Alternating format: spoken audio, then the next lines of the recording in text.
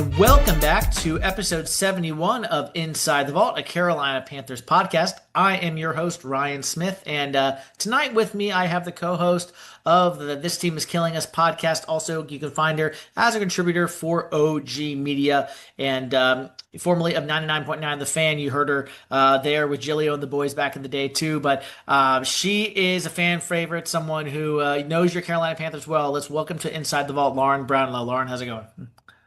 Hey, pretty good. Yeah, the NFL knows how to stay like in the center of the news, even when, we're what, like 3 months now from the end of the season. It's kind of crazy. Yeah, yeah. Um, I want to go into kind of your 4,000 foot view of the offseason so far. Panthers, obviously, they had some draft picks, Chet McMillan all the way down to Jimmy Horn, some free agency signings as well, from Turk Wharton on defense to some other additions on offense. So, talk to me kind of about your kind of review of the Panthers offseason so far, what you liked, what you didn't like, and just kind of the state of the team right now.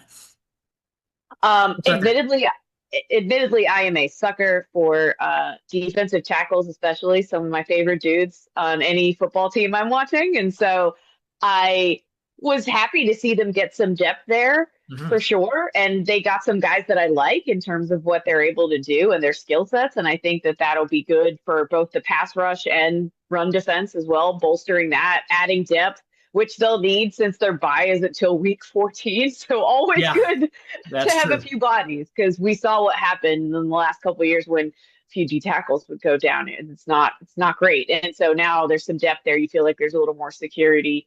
I felt really good about that. Certainly the way they addressed pass rush in the draft, I thought, you know, creatively after they don't do that with their first pick. Yep. Um, Yep. they were able to get some guys, one of which was a guy that people had pegged in the first round. And so you're kind of Yeah. like, okay, I honestly though, I was fine with the McMillan pick Mhm. because he was one of the only guys to me in terms of like a playmaker, skill position guy that if they had not addressed pass rush with that pick, that I would have been happy to see them pick because I think he could be that good. And so like, okay, yes, I am fine with this. If it's this specific guy, it was. So I was pretty happy about it. Um, I think so. I'm happy with those things. I'm certainly happy with the running back depth at this Yeah. point. However, Go ahead. Yeah, let's this is why I had you on. I know you would get into the weeds. I love it. listen, however, look, I'm just concerned with the safety situation. It's scary right now. Okay, I think I think I have an answer to that, but let me go Please. ahead. What do you not what all yeah, what do you not like? Well, there are only literally what is the number of total safeties? Is it like three? It is Three. not high. Still three. And Yeah. yeah, not good, not good, not good. Not good, You Bob. just No. and so that specifically does concern me. And one of them is a rookie at this point. Mhm. So it's like, yeah, and it's a run first guy, in Ransom. So you get a little nervous. You start to flash back to Panthers secondaries of the recent and slightly distant past of seeing bombs thrown over the heads of DBs that aren't even in the frame as the okay, maybe that's just Julio Jones specifically I'm thinking of. I don't know, but Yeah. either way, you can see those plays happening in your head with that kind of a situation going down, and so that makes me pretty nervous. I just think you need to have more than what they have there right now. It's an important position, and I am just concerned that it is. They still have time. At this point in last year's offseason, I was very panicky about the offensive line. They did some things to address that, and obviously things were much better than even I knew at the time that they would have been with some of the guys they already had, and then bolstering that with a few others. So, great. They fixed it more or less. Maybe they'll do the same thing. Maybe I should just like trust the process, so to speak. But it just makes me a little afraid. That's all. I'm just a little nervous about it. Yeah. I personally enjoyed Turk Wharton coming over from Kansas City. I think he's a bargain compared to Yeah. what we were going to pay Milton Williams, Yes. and he fits our defense. I mean, it's not people think, oh, it was an overpay, but it's not, he was playing next to Chris Jones, who's Derek Brown is not Yeah. Chris Jones, but he's still Derek Brown. He's still pretty freaking good. So Yes. Jordan's going to be playing alongside another guy who is very, very good and able to get some one-on-one matchups. I think he's going to fit right in next to Derek Brown. Definitely an upgrade to Shy Tuttle, if you know what I'm saying, down on the defensive Yeah. line. JC Horton signed his extension, which I was a big fan of. I've always been a team JC despite his injuries and everything else of that matter. I think he belongs in the top 7 to 10 corners in this league. He may not be top three, but he's top 10 for sure. Maybe even top five when healthy. Um, but getting to your safety argument, Trayvon Morningwig, he is a guy I really like. Now, I do too. I predicted Javon Holland, but I'm pleasantly surprised with Trayvon Morningwig, who they ended up getting there. Obviously, he is a younger guy. And he's only missed 2 games in 4 seasons, so he's pretty healthy. He's a guy Yes. that I enjoy. And then Bobby Brown the third from the Rams, I thought was a very underrated signing as well. So, like you addressed earlier, the depth on the D line. Hmm. But let me talk to you about before I go further into the other signings. Let me talk to you about Damani Richardson from Texas A&M, the only other safety on our roster right now who I enjoyed him last year. He was a thumper. He was a guy who was out of position a little bit as a rookie, but as an undrafted free agent, that is what it is. But he is a guy that I think can play next to Morningwig, and he can be a diamond in the rough for us. You can see it on film. The flashes are there. It's not perfect, and he's going to make some mistakes, but it's there, Lauren. And Yeah. Jalen Ramsey and Julian Mm. Blackman are two guys that the Panthers have maybe circled in right now as a kind of a depth camp signing. You hear the rumor mill. We might be signing one of those two guys or trading for actually Ramsey would be a trade, but I think Jamani Richardson should not be written off. I think people are just Yeah. assuming he'll make the roster. He'll be a backup to whoever's starting opposite Morningwig. I wouldn't write off Richardson just yet because there's a reason they haven't added to the roster yet, and it may be because they are going to sign somebody like a Julian Blackman, or it just could be that the coaching staff likes what they see in Damani Richardson and they want to give him a shot this year. So I don't think it's the worst thing in the world. Yeah. I mean, that's fair. It's nothing like I agree with most of what you're saying. I don't disagree with that. It's just more like a situation of okay, and then who else is there? So That's true. Injuries, and yeah, then agreed. yeah. And then the offensive line, like you mentioned, I like our offensive line as a Yes. run blocking unit, as a pass blocking unit. They still leave a little to be desired there, but Sure. as a whole, this unit was built to run the football, which is why the Panthers were top five in rushing last year with Chuba Hubbard and Miles Sanders, who's now departed to Dallas, and you insert Dallas running back Rico Dowdle in for Miles Sanders, and I think that Rico Dowdle is going to be a top five handcuff if you want to say fantasy football terms in this league. I think You think he's going to be a poacher, a touchdown poacher, vulture, yeah, whatever? a little bit. Yeah, I vulture. think so. Nick Scott was the other safety on our roster that I was trying to think of. Yeah. Okay. Yes. And he's more of a special teams guy, as we know. Right. Um, And so when you hear that, you're like, oh no. yeah, That I don't usually know. means they only want to play that guy if they have to. So Exactly. But in the draft, I really like what you said about, I wasn't crazy about Ted McMillan, I'll be honest, but I do like his ball skills. I like his route running. He's not the flashiest guy in the world, not the fastest guy, but let's give Dave Canales some credit. He worked with yes. Mike Evans. He worked with DK Metcalf. Is Ted McMillan going to be either one of those guys? Probably not. But if he can be half of that or close-ish to that, the Panthers will take that all day and twice on Sundays. Like he'll be their wide receiver one. Xavier Legette slides in as a wide receiver two, and then you've got a Jalen Coker. You've got Hunter Renfrow, who I think is going to make the team and take over after Thielen retires this coming season. This will be his last in Carolina, I think. And then you've got a top four Yeah. receiving core that's pretty good. I mean, Yes. it's not Jamar Chase and T. Higgins, don't get me wrong, but and that's what I think people want to see is you compare a team like Cincinnati, Joe Burrow, the point guard, Hmm. Bryce Young, the point guard. Can Ted McMillan become a Jamar Chase light, if you will, like that number one, and T. Higgins more like Xavier Legette? I don't think it's the craziest comparison in the world. Yeah, I agree. And like the thing is too, and I'm probably I'm sure I'm not the only person who does this, but I have done it more than once of like Yeah. going back through old drafts and just looking at the wide receivers that the Panthers could have had at various spots that went like a few picks later or whatever it was, and just going like, man, because how often have they been just in dire need of a game-changing type of wide receiver, especially like when Cam Newton was here, and you look around and you're just like, God, that would have been great to have had this guy. And so like I it's hard for me to ever be sad when they pick a guy in the first round that they feel strongly about, and a guy that look I watched in college and enjoyed and thought highly of, and he was fun. And so I liked a lot of things about his game. Anybody that's got, no offense to Xavier, who I love as a person so much, and I want Yeah. so badly to love him as a player just as much. And I'm so close. Like I see the flashes with him,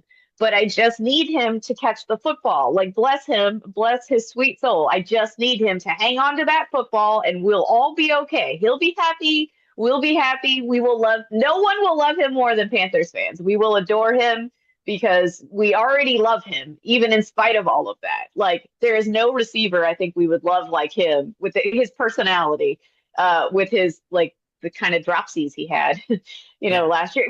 We'll let it go. Like, all right, you're young. We'll let you come along, but we have a little PTSD. I feel like collectively, at least I do, of like, I oh God, agree. oh here we go again. Like, no. Well, it's funny because you bring up I mean, the Philadelphia game, a perfect example. Let's be honest. I think people. I don't think this is overstating this. I think people remember this, and Hmm. I think it's true. There's no guarantee that even if Xavier Leggett catches that ball, and let's say that he Right. goes to run, he gets a touchdown. There's no guarantee the Panthers win No, that game. Eagles of very course. well walk off maybe on a field goal. You just never know. Yes, And so totally. I think it was more about how Bryce Young played down the stretch last year, and especially in the Philadelphia game, the Kansas City Yes. game, parts of the Denver game, even prior to that. And then you have the Tampa Bay loss in overtime, Arizona, and then obviously Atlanta at the end of the year was spectacular. And I tell people every chance I can, I cannot get over the Steph Curry, with Tommy Tremble, Oh Bryce. That was it just absolutely amazing. And I could not believe he did that. But anyway, but on no, defense, I'm same as you because but that is on, not the same dude from game one. Just like how? well, so let me tell, for everyone who listens to me, I remind people, and you probably haven't heard this. I was in New Orleans for game one, so I saw that. Oh, Yes, I was there.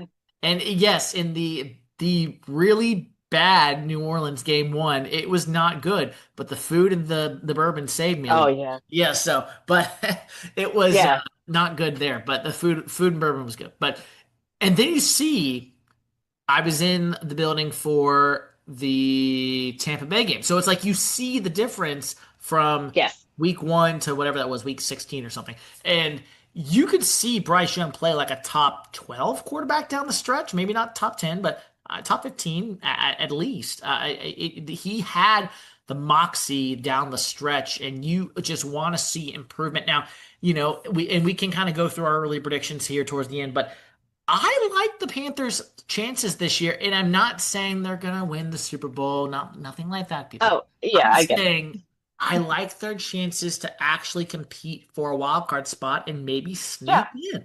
I mean, it's not the end crazy to think about with their schedule being what it is, the NFC South being let's be honest, maybe the second worst division to the AFC South, maybe. Although it feels like they barely get any of them until the end of the season. Right. It's so.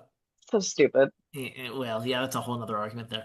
But at the end of the day, I think they have a shot. But really quick to finish my draft talk, the Mm, defense that, like you mentioned, Nick Scorton, who they could have had in the first round, Prince Umamielen, who I'm a Florida Gator fan, so watching him at Florida, I enjoyed him a lot, and then seeing him at Ole Miss as well. hmm. Trevor Etienne, who I enjoyed at Florida as well. I liked all those guys, but Jimmy Horn is the one that I think people aren't talking about from Colorado. He is a speedster, someone that this offense did not have last year. I think he contributed on special teams. I think Raheem Yes. Mostert is very much in jeopardy not to make this roster. I think Jimmy Horn can come in and add that slot receiving aspect of that, and just kind of, whether it's jet sweeps, slot fades, just or even just go routes. Like that, he can bring something to this offense that they did not have last year. And I think as a rookie, he can be pretty good for this offense. But the pick that I really enjoyed on defense, getting back to the defense, what we were talking about is is Princely. Nick Scorton is good. I'm not saying he's good. I think he's going to be a better player right away. But I think Princely has the better ceiling, and he's got the Mm. better pass rush moves now that can get to the quarterback and replace a guy like Brian Burns, who's been gone now for a year, Jadeveon Clowney, who just got released, but again, he's 32, almost 32. So he wasn't he. I was not the biggest fan of that signing last year. I'll be quite honest, but it is what it is. It happened, and he was here for a year, and he's gone now. But I like Princely a lot. I think he's gonna. Now, don't get me wrong. If you look at it in a vacuum, you've got Princely, Amumielen, Nick Scurton, Pat Jones, who was a Jag in Minnesota. Let's be honest, and who am I blanking on? DJ One. Hmm. Not great, if we're being honest, but I think DJ can certainly develop into a decent pass rusher, but you need Yeah, someone on that other side. And I think guys like Princely and Nick Squirt are going to have to do that. They're going to have to grow up early, and they're going to have to lick their wounds, and they're going to have to go. And if there's a weak spot on this defense, even if the secondary balls out, the linebacking is healthy, and with Trevin taking another step and Josie Joel, even if the secondary balls out, the back seven, that D line that's the pass thing. rush is Yeah. going to have to get to the quarterback, and that's the one place I'm not sure. And again, I know you can't fix it all in one offseason or even two off seasons, but Yeah. that's where I think there could be a weakness in this coming year.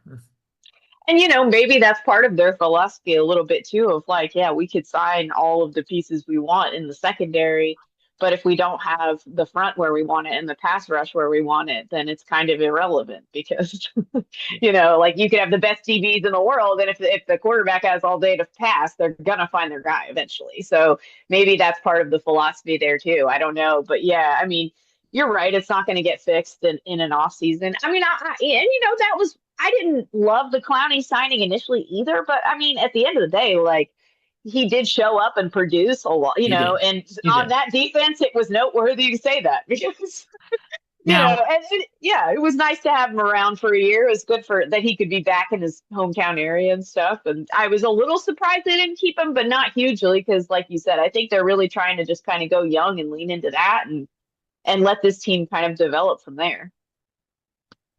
how do you view Ajero Avero getting another shot this year? Obviously, this is the last year of his contract of the 3-year deal he signed coming over from Denver. But do you think that does he have the players now to compete? Do you think last year was not a scheme or issue? Was it a player issue? Was it vice versa? What's your thought there? Oh, last year I feel like was a player issue because literally primarily anyway, because when you read the names, like when we were going down the list on our podcast of like you're just like, oh God, like this is very bad. And then, as soon as Derek Brown gets hurt too, you're like, oh, this is so bleak right now. Like there's just, it is bad, bad.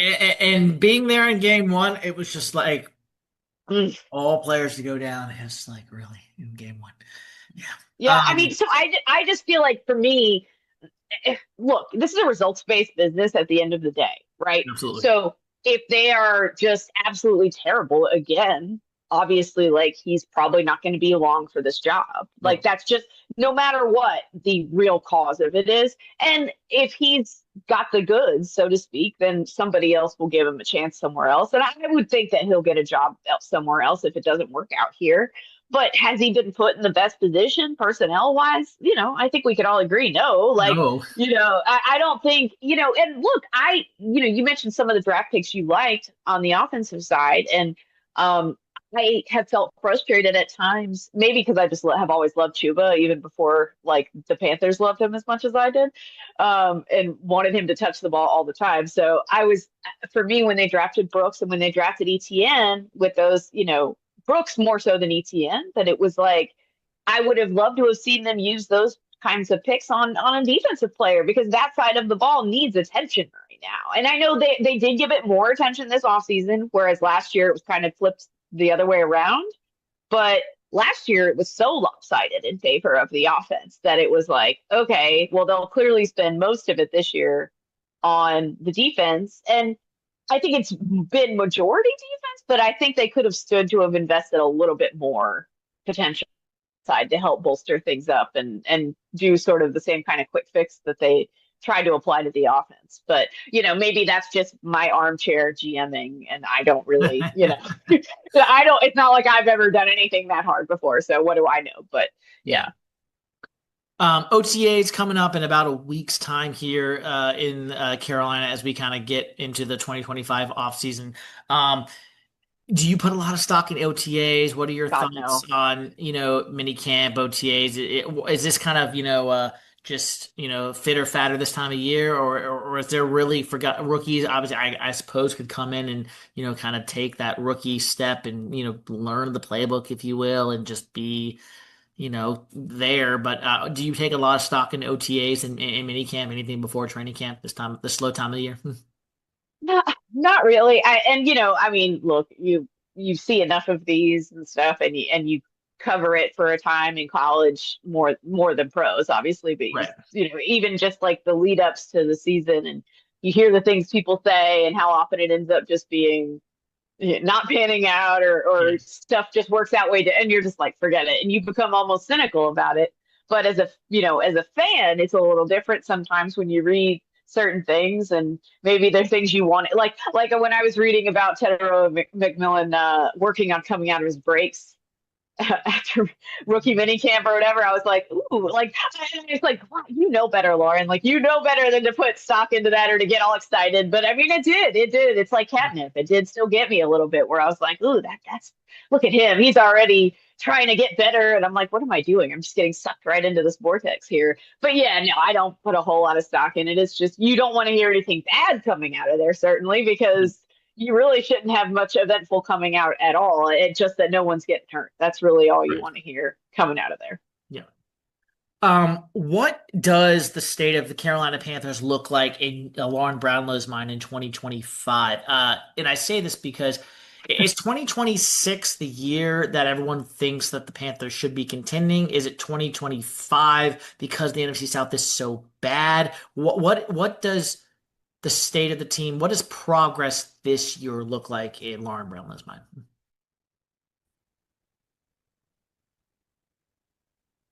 All right, there we go. I think To me, there you go. Sorry, I yeah, lost. you did for a minute. You caught Yeah, up. okay, cool. Uh, look, to me, I've even said this, and I'm not saying they shouldn't improve their record this year. I think they should somewhat, but it's not going to be as much about the wins and losses to me as it is Bryce's play, because I still don't know what the ceiling of this defense is. So what Right. I want to see is for this to carry over from last year to this year. They are still probably going to be in plenty of games where they just have to outscore everyone. And it's a lot to put on Bryce, and you can sort of look at it and go, well, what's he supposed to do sometimes? And I think that will be fair. But I think what we'll see is him sort of rising to meet that moment. If we're going to see a continuation of what we saw last year, right? We're going to see him rise to meet that moment and be able to have the confidence in himself to know that he can go out there and make that play in a close game and get that, hopefully last touchdown scored by anyone. Although you never really knew last year, did you? uh, No. who was going to score the last touchdown. So it was like, yeah, the defense could be terrible again. It reminds me a little bit of like Cam Newton's rookie year in that way, where it was like you knew the offense was going to have to put up a ton of points, and you just weren't, and if they couldn't, then they were going to lose because the defense was bad. And so, yeah, that's. I think it's going to be that again. You just have to hope that it's not as much of a disaster. Maybe your young defensive guys can kind of ball out and get a couple games. I would imagine that we'll see them play. It wouldn't surprise me to see them play well against good opponents and sometimes not show up against some of the less sexy opponents that they face, because that's a characteristic of young teams. And I think we'll see some frustrating roller coaster play. But I need to see Bryce on that. Not even so much like the wins and losses. I need to see like that psychological trajectory for him keep going the correct way. Because again, like you mentioned, being there in New Orleans, and I'll never forget watching him in that game, just on TV, where I was like, I mean, I even said he looked like a fan had won a contest to come play quarterback.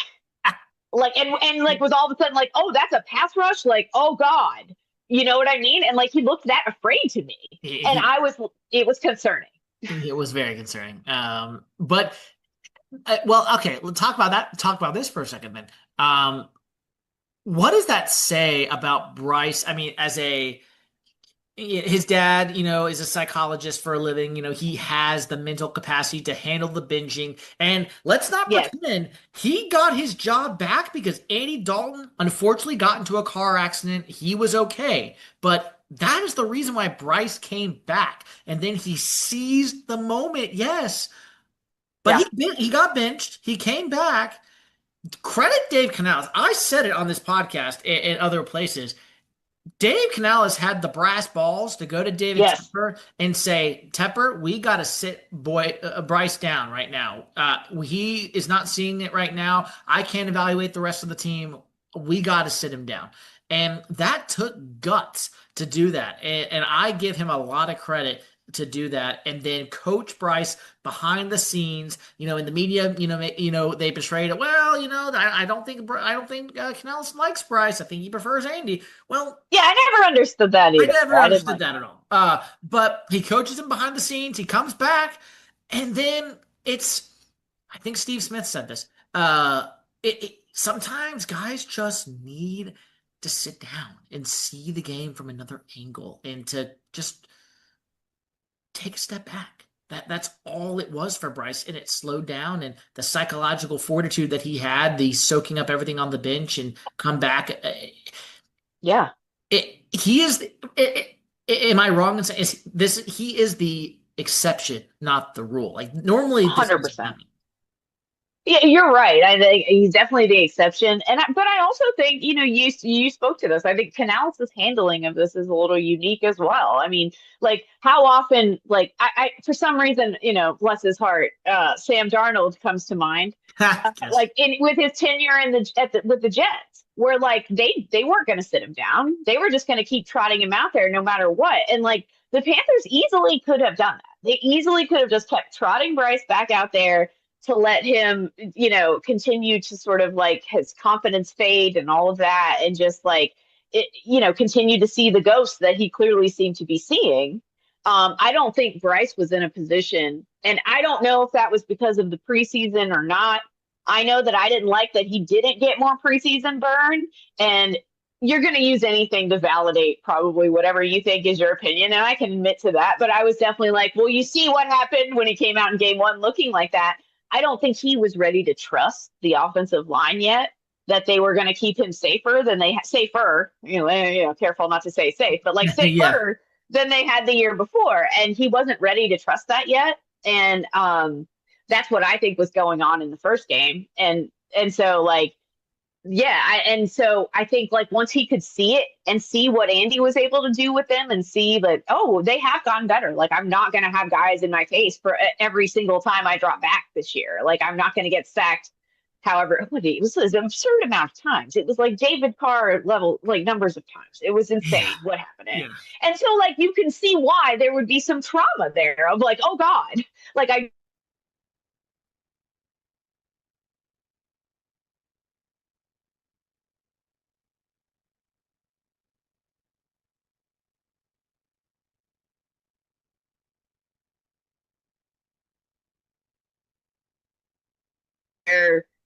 only his receiver can get it, as we saw so many times. And trusting his blocking, trusting that everybody's going to be where they need to be too. And if he can,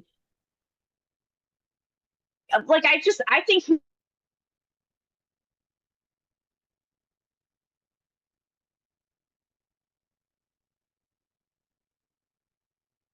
Yeah.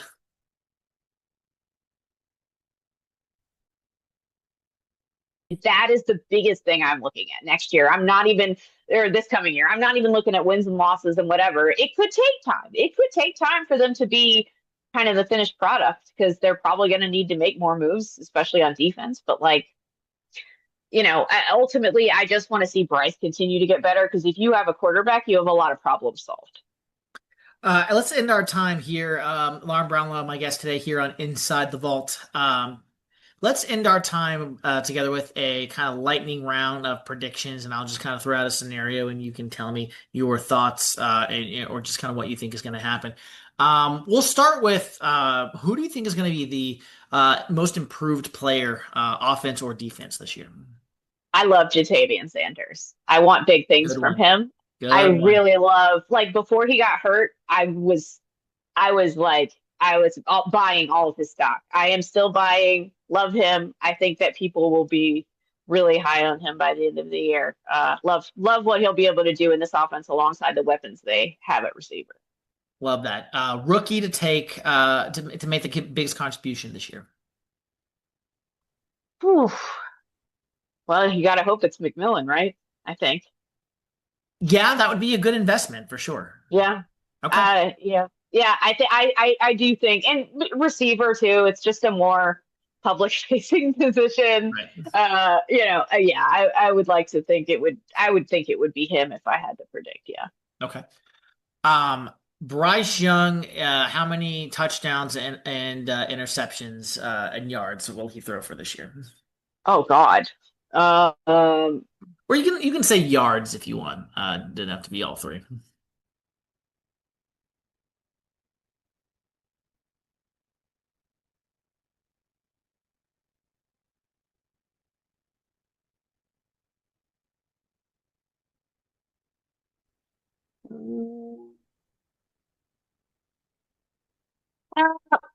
Go. I mean, I think he could get. I hesitate to go all the way to 3,000, but I don't think it's impossible for him for sure. No, I think that very well could be in range depending Yeah. on some of the if he has more games like the Philadelphia Tampa Bay game than not from last year. And he may have to be around that number if they want to have a successful season. So yeah. Do the Panthers I'm not gonna say have a winning season or nothing like that, but what it is marking you said it doesn't matter about the wins and losses as much, so I'll frame it this way. Um, will they have a shot at sneaking into the playoffs, or will they take just enough of a step this year that they will? It's clear progress, but still short of the playoffs. I would say the latter to me. I think they take a step, but still short. But I could see them being part of the conversation, like well into, week 12, 13 ish. Maybe even by the time their bye week hits, they're still in the conversation. Even if it's just like technically speaking, they're still alive for whatever. Like I could see them still being a part of that conversation that late. That's as much about the division as it is about the Panthers, to be fair. But Correct. Correct. but at the same time, like I could see that being the case for sure, that they're still at least alive and there's a possibility there. So yeah. Um, Last one for you. What is something as we go into OTAs, mini camp, and then obviously as the summer goes, training camp, going into 2025, what is something involving the Carolina Panthers that we're not talking about enough that needs to be talked about more? Well, it's a little bit what I alluded to at the beginning of this podcast because it's the thing that I feel like I'm screaming into the void. I know I'm not the only person saying it, but it makes me feel very panicky on the inside. And just like the safety thing is a thing for me that just is concerning. I'm just like, okay, I just need more on the roster right now. I need Yeah. to see something resembling depth being developed there, and just you got to have a couple more bodies in there for sure. And um, that's really my biggest area of like, oh no, for me, that starts to make me feel a little panicky. I don't feel like enough. I feel like everyone's talking about like, oh, they didn't get enough on defense, or like they still need XYZ on offense. But for me, I'm like, yeah, but like I even see people looking at the mocks for next year and like like drafting players that are not in the second. And to me, like I'm like, no, I mean, I think you probably need to go that direction next year. I'd love to see them draft like a safety pretty high. Like you never know what needs would change in that time, Correct. but still, you know. Well, Lauren Brownlow, where can our listeners find you? What work are you doing now? Things that might be coming up on your docket. Where can we find you? I do freelance work for OG fans over at OG Triangle Media. I write a Panthers column that comes out every Monday, even during the off season. And I'm starting to Yes. get I'm gonna have to start getting creative. I might do some kind of countdown of something or other in Panthers history or something to get us through this off season because Lord knows I'm gonna need it. But I do one of those every Monday, and I do a pop culture column that comes out every Friday, which is usually just me reviewing whatever movie or TV show that I've enjoyed that past week and want to pass along. So yeah, you can find me there. And then co-host of This Team Is Killing Us podcast Yes. as well. Yeah, thank you. Yes, with Dimitri Ravanos, and he is an Alabama guy. So that's how we sort of got connected to do the podcast in the first place. Was he adored Bryce already and was like, "Hey, you're a Panthers fan. I'm a Panthers fan too now because I love Bryce that much." And I'm like, "Yeah, I forgot you guys are built different, you Bama football fans. But you would just be like, oh, that's my team now." Like, imagine. I mean, listen, I'm not saying that no one should cheer for us, but imagine like adopting the Panthers at this point in time on purpose. Yeah. You know, like Yeah. when you Well, have choices, like yeah, it's right. Well, I wasn't. I was going to go into this earlier, and I forgot to ask about it. But let me really quick as we wind down in here. Uh, Bryce, when it comes to his, I don't say throwing motion, but what do you think his biggest strength is? Because you listen to people say, well, he's got the quick game, kind of like a point guard, RPOs, mm-hmm. throwing kind of the seam routes down the sideline, that sort of thing. But if he gets in rhythm, he's good. But when he's not playing in time and he can't, see the field because he is short, the arm strength is not quite there. What it he does struggle a little bit. So what do you think is his biggest strength that he brings to Carolina that you really have enjoyed watching and just hope he grows on this year?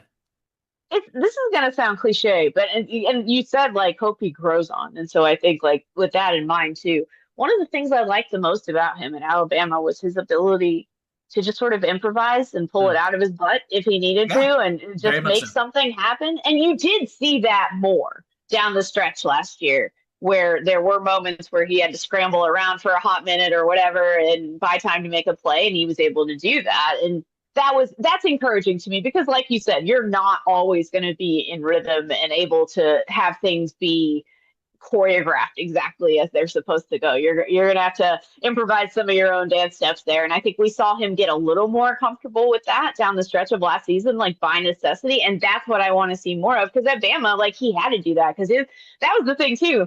To be fair, and a bad O line at Bama is like, relatively speaking, nothing like what he had to deal with as a rookie No. with the Panthers. But like he was used to like having to run for his life a little bit and scramble around, and it was something I really liked about his game at Alabama and thought was fun, and just like having to watch him scramble around and make a play and just taking it on his back and just saying like this is I'm just going to do what I have to do in this moment to make this play for my team and put us in a position to win.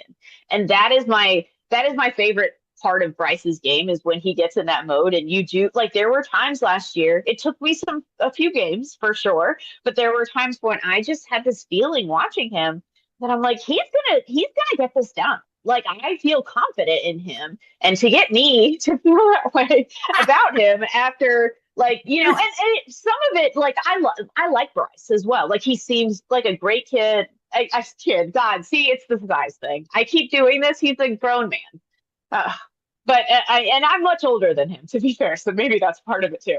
But like, he seems great. He seems lovely. People love Bryce.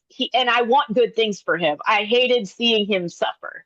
I just felt badly for him, and I certainly felt badly for him in the first game last year, and I just I want good things for him. And so like to see him flourish is what I want. But it's still, you were just kind of waiting for the other shoe to drop, even when a drive would get going for so long in his career. Like, oh, they got a few first downs. Oh God, a sack on first down. And now this whole drive is derailed. But he figured out ways to get out of that last year, like, and that was the first time we'd ever really seen that from him.